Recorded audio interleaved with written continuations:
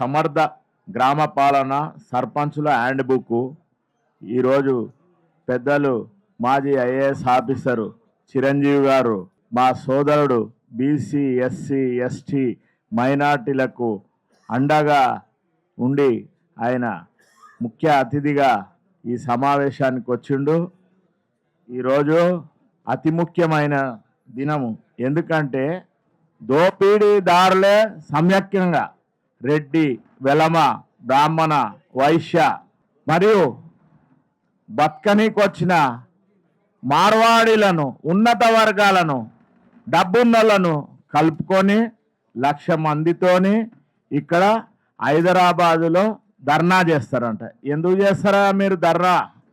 78 సంవత్సరాల నుంచి దోసుకొని వేరే కంట్రీలలో దాచుకొని ఇక్కడ రాజకీయం చేస్తున్నందుక మీరంతా కొడితే 10-12% ఉన్నోళ్ళు ఇన్ని సంవత్సరాల నుంచి మా బడుగు బలహీన వర్గాల రక్తం దావుకుంటా మమ్మలను ఈ 78 సంవత్సరాలు రాజకీయంగా దరిదాపులకు కూడా రానియకుండా కామారెడ్డి డిక్లరేషన్లో మోసపూరిత హామీ 42% మీకు రిజర్వేషన్ ఇస్తామని మా బీసీ ముఖ్యమంత్రి సిద్దిరామయ్యతో చెప్పించి అధికారంలోకి వచ్చి ప్రజాపాలన అని, జిత్నా హిస్సదారి ఉత్న భాగ్యదారి అని రాహుల్ గాంధీతో చెప్పించి కొత్త నాటకం మళ్ళీ మా బీసీ ఎస్సీ ఎస్టీ సోదరులందరినీ కూడా మోసానికి గురి చేసి మా రిజర్వేషన్ అందకుండా మాకు 17%కే పరిమితం చేసినా మేము 52% గెలిచి చూపెట్టినాం.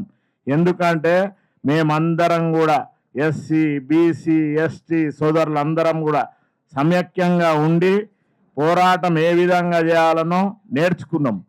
మీరు ఈడబ్ల్యూఎస్ మీద దుష్ప్రచారం చేస్తున్నాం. మేము మీరు 10% పొందుకుంటా ఆగ మేఘాల మీద పార్లమెంట్లో, రాష్ట్రపతి దగ్గర, రాజ్యసభలో ఆమోదం చేసుకొని మీరు ఉన్నదానికంటే ఎక్కువ అనుభవించుకుంటూ మీకు రావాల్సింది 3%.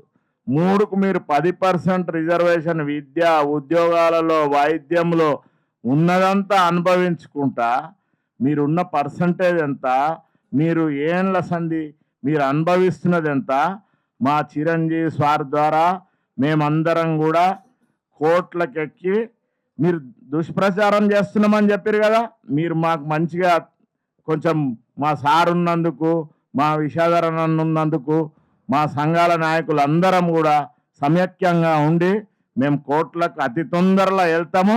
మేము కోట్ల ద్వారానే మేము ఎక్కడ చూపించాలనో అక్కడ చూపిస్తాం. ఎందుకంటే మీరు ఇంత మొదలు చేసినట్టు మోసానికి గురి చేస్తామంటే మేము ఊరుకునే పరిస్థితి లేదు. ఇంకా ఇప్పుడు జరగబోయే మున్సిపాలిటీలలో కూడా, ఎంపీటీసీ జడ్పీటీసీలలో కూడా మేము ఉన్నమెంత 90% ఉన్నాం.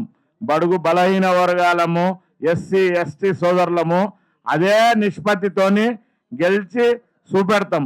ఎందుకంటే మీరు మమ్మలను ఇన్ని సంవత్సరాల నుంచి వాడుకొని వదిలేస్తున్నారు. మీరు ఉన్న 78 సంవత్సరాల మొత్తం అగ్రవర్ణాల ముఖ్యమంత్రులే. ఓసారి బ్రాహ్మణుడు ఉంటాడు, ఓసారి వైశ్యుడు ఉంటాడు, ఇంకా రెడ్డిలు ఉంటారు, కమ్మళ్ళు ఉంటారు, వెల్మళ్ళు ఉంటారు. మీరు ఉన్నన్ని రోజులను మమ్మలను వార్డు మెంబర్లు, సర్పంచులు కూడా కానియకుంటుంటే మా బీసీ సంఘాల నిజమైన పోరాటంతో మేము 52% గెలిచి చూపించినాము. కానీ మన సోదరులందరూ కూడా సర్పంచులు తెలంగాణ రాష్ట్రంలో విధులు నిర్వహించేటప్పుడు చాలా జాగ్రత్తగా చెక్కుల మీద సంతకాలు పెట్టి, ఎందుకంటే దోపిడీదారుల చేతులకెళ్ళి మనం రాజ్యం గుంజుకోబోతున్నాం కాబట్టి మనము చాలా జాగ్రత్తగా వ్యవహరించాలి.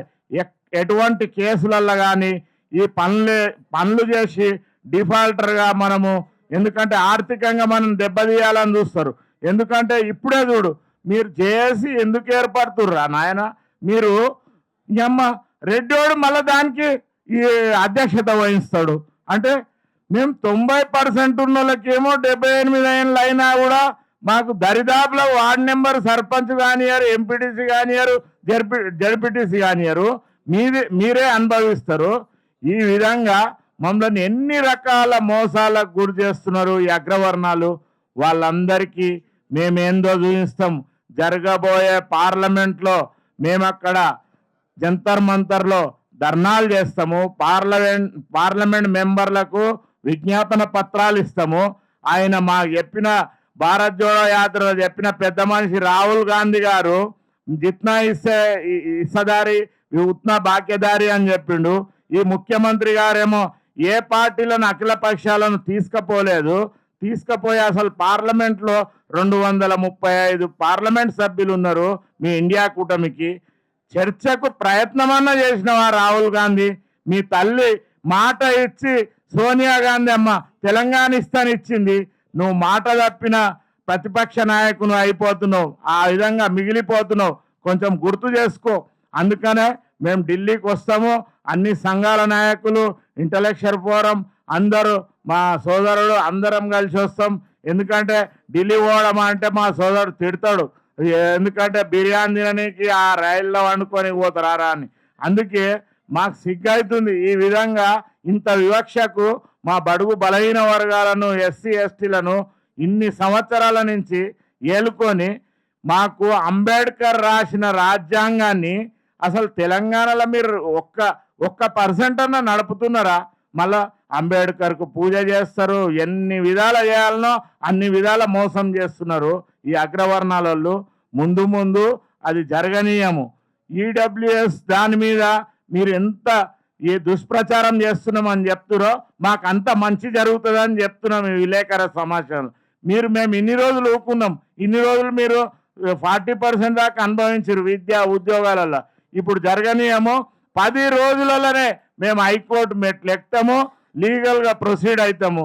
ఈ ఓసీ సామాజిక వర్గం సంబంధించినటువంటి వాళ్ళు 2009లో ఢిల్లీ కేంద్రంగా ఈ రాష్ట్రంలో ఉన్నటువంటి మొత్తం రిజర్వేషన్లు ఎత్తివేయాలని, ఈ రాష్ట్రంలో దేశంలో ఉన్నటువంటి ఎస్సీ ఎస్టీ బీసీలకు సంబంధించినటువంటి రిజర్వేషన్లను ఎత్తివేయాలి.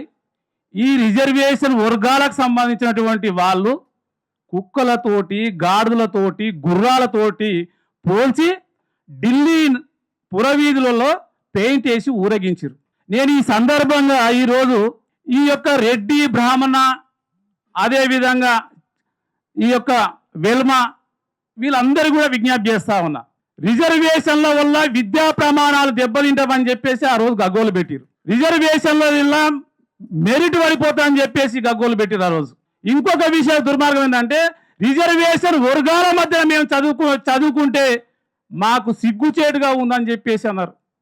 అరే ఓ సన్యాసి దద్దమ్మల్లారా, మరి ఇలా మీకు రిజర్వేషన్ ఎందుకురా? విద్యా ప్రమాణాలు దెబ్బతింటున్నటువంటి మీరు, మెరిట్ పడిపోతుందని చెప్పినటువంటి మీకు ఇలా 10% రిజర్వేషన్ను మరి తీసుకుంటే విద్యా ప్రమాణాలు దెబ్బతింటాయా? తినాయా? మెరిట్ పడిపోదా? ఎందుకు మరి ఈరోజు ఎస్సీ ఎస్సీ బీసీల యొక్క నోటికాడి ముద్దను ఈరోజు మీరు తినడానికి మీకు సిగ్గు అనిపిస్తలేదా? మెరిట్లో కొట్టుకొని మీకు ఉంది కదా, శక్తి సామర్థ్యాలు ఉన్నాయి కదా, మెరిట్ ద్వారానే ఉద్యోగాలు సాధించండి.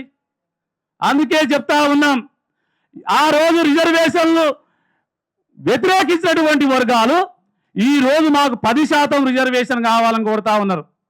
మీరు జనాభాలో ఉన్నదే 4% అని మా సార్ చెప్తా ఉంటే 4% ఉన్నటువంటి వారికి 2% రిజర్వేషన్ కావాలి. కానీ ఒకవేళ మరి ఈరోజు 56% ఉన్నటువంటి బీసీలకు మరి 56% రిజర్వేషన్లు సామాజిక న్యాయమే వాళ్ళకిచ్చి మాకు ఇవ్వాలని చెప్పేసి ఎందుకు ఉద్యమం చేయరు?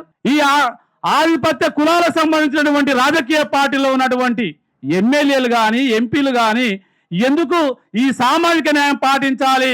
ఎందుకు మనము సమగ్రంగా ఈ రాష్ట్రంలో కులగణన చేసినాం, కులగణన ప్రకారంగానే రిజర్వేషన్లు ఇవ్వాలని ఎందుకు ఆలోచించారు? అదేవిధంగా ఇప్పుడు తొందరపడతా ఉన్నాడు ముఖ్యమంత్రి రేవంత్ రెడ్డి గారు. అరే 52% రిజర్వేషన్లు ఇస్తే దాదాపు 56% అని తెలిస్తే 42% రిజర్వేషన్లు ఇస్తామని చెప్పాము. కానీ 42% కాదని ఈ రాష్ట్రంలో 52% బీసీలు గెలిచారు కాబట్టి ఎంపీటీసీ జెడ్పీటీసీ ఎన్నికలను వాయిదా వేసి ఈ రోజు మున్సిపల్ ఎన్నికలు నిర్వహించాలని చెప్పి చూస్తా ఉన్నాడు ఈ ముఖ్యమంత్రి. ఆ రోజు ఏం చెప్పాడు? కోర్టుల్లో కేసు ఉంది, ఈ కేసుల ద్వారా పోతే లేట్ అయిపోతుంది, కేంద్రంలో ఉన్నటువంటి మాకు రావాల్సినటువంటి 3,000 కోట్ల రూపాయల నిధులు బంద్ అయిపోతే ఆ 3,000 కోట్ల రూపాయల కోసం పంచాయతీ ఎన్నికలు నిర్వహిస్తా అని చెప్పిన ఆ రోజు. మరి ఈరోజు పంచాయతీ ఎన్నికలు అయిపోయినాయి కదా, మరి ఈరోజు మున్సిపల్ ఎన్నికలు పెట్టాలన్నప్పుడు ఈ 42% రిజర్వేషన్ అమలు చేసి కదా నువ్వు పెట్టాలి. ఈ 42% రిజర్వేషన్ల మీద ఈ రోజు ఎందుకు మాట్లాడతలేవు ముఖ్యమంత్రి?